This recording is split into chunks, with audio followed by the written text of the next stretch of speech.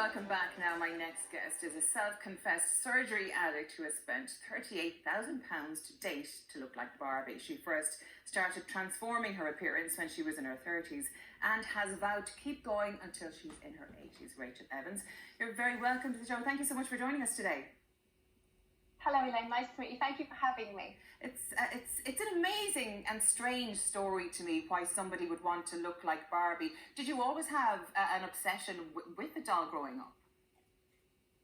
No, I was called the China doll in high school, and I was bullied for looking very delicate. And I went through different images, and I found myself as a human Barbie in my mid-30s. But I was always called a doll from a very early age. Yes. In what way a doll did you? And what prompted the actual idea that you would transform yourself into Barbie? Because we see from the picture that we have of you, you look utterly and completely different before all of this. Yes.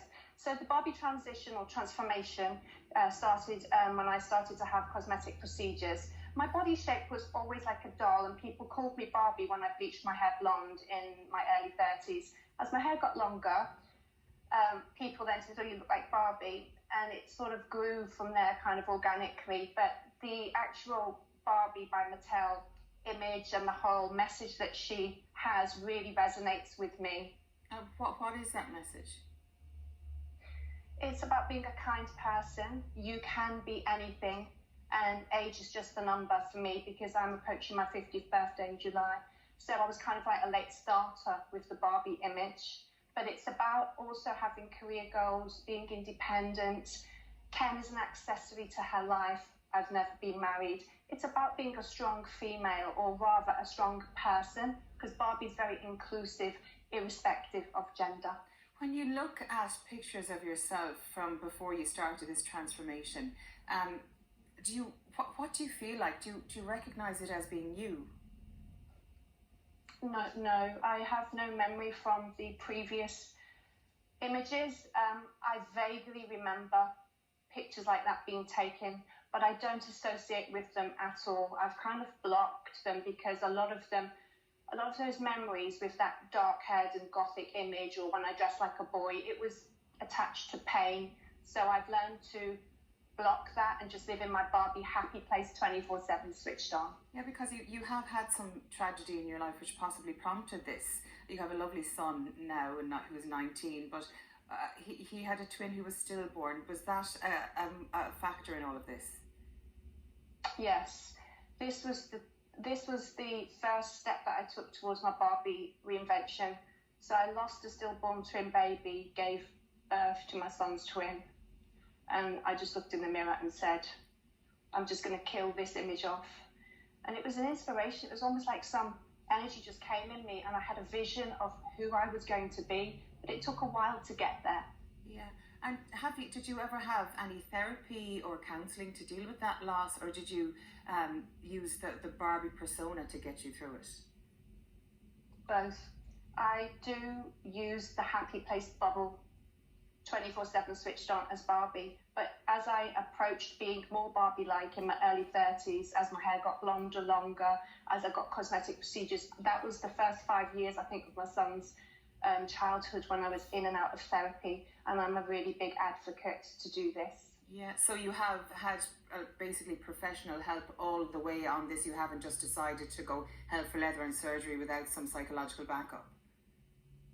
Absolutely no.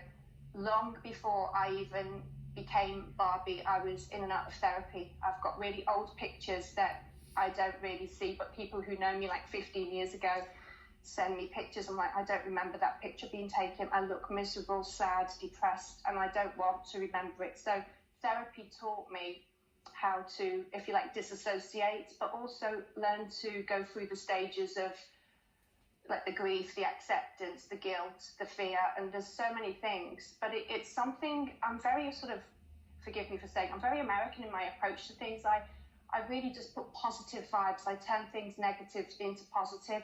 And even as far back as 2012, I was in CBT therapy just because I love therapy and it makes me more focused. Yeah, and in a previous section of the show, we were actually speaking about Khloe Kardashian. I don't know if you've seen the pictures of her over the last couple of days.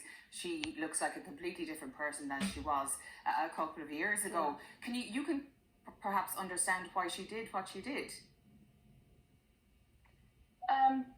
I do. I am aware of. I watched the show. I watched Keeping Up.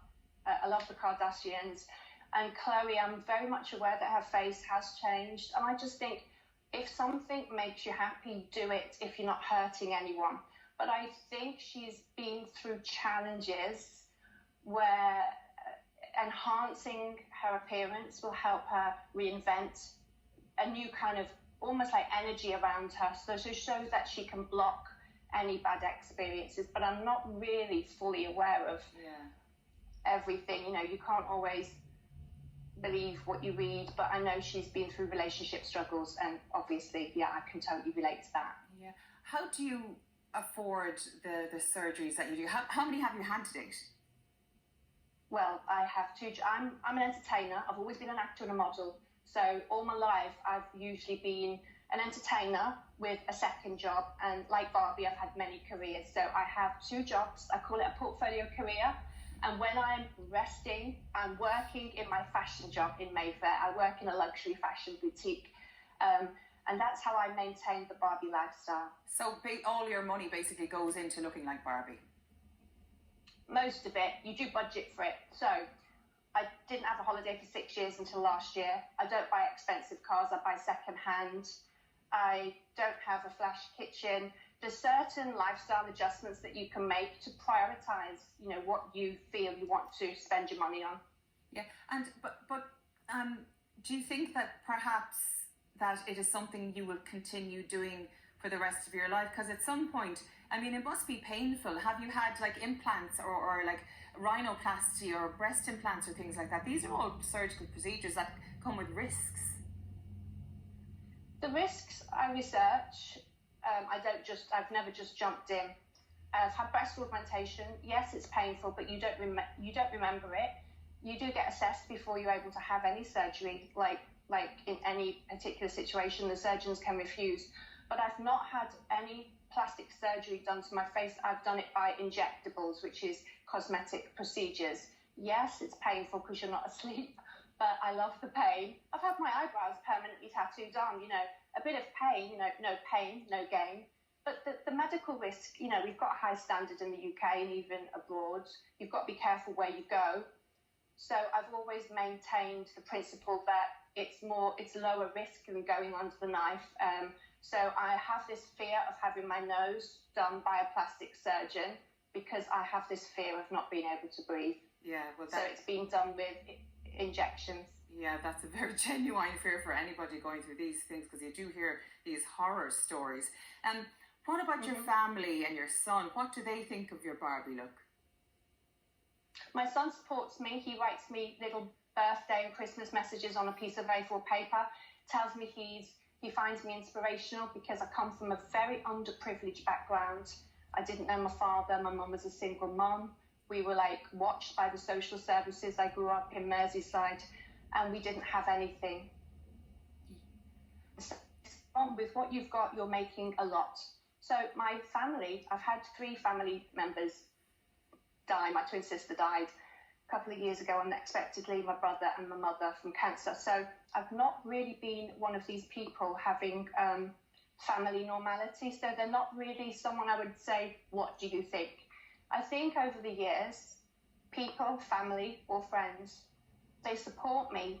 They don't necessarily want to do it for themselves, but they say, hey, you look great for 50. Keep going. Yeah. So this Barbie, it's your panacea. It's your way to deal with the pain and the tragedy in your life and make you feel better about it all.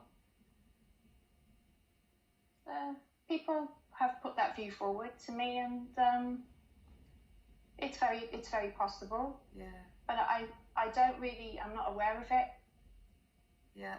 So it perhaps another form of therapy that works for you and makes you happy. And I suppose that's all that matters really for you. Yeah. Very much so. Do what makes you happy. Find your happy place. You know, football supporters wear the same outfit of the team they support. They support the team. I'm Barbie. I'm a living fashion doll with Scarlett Entertainment, so I can engage with people and bring to life Barbie. That's about supporting the Barbie message, being Barbie as a real life doll, and now I've turned it professional, so I really want to engage with people to make their lives happy by just bringing them some fun. And if people want to read my book, or if they want to read my Instagram posts and it inspires them, then I feel really good about that.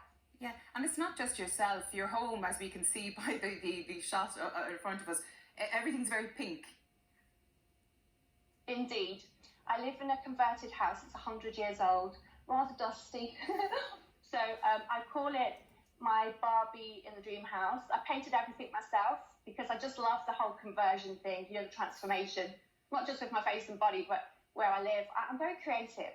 So it's taken years to get everything pink the way I want it. Yeah, well, I love it. It is very, very pink. But with every Barbie, sometimes there's a Ken. Do you have a Ken in your life? No, I'm on the search for Ken. And since we've been in this difficult time, I won't use any technical words about.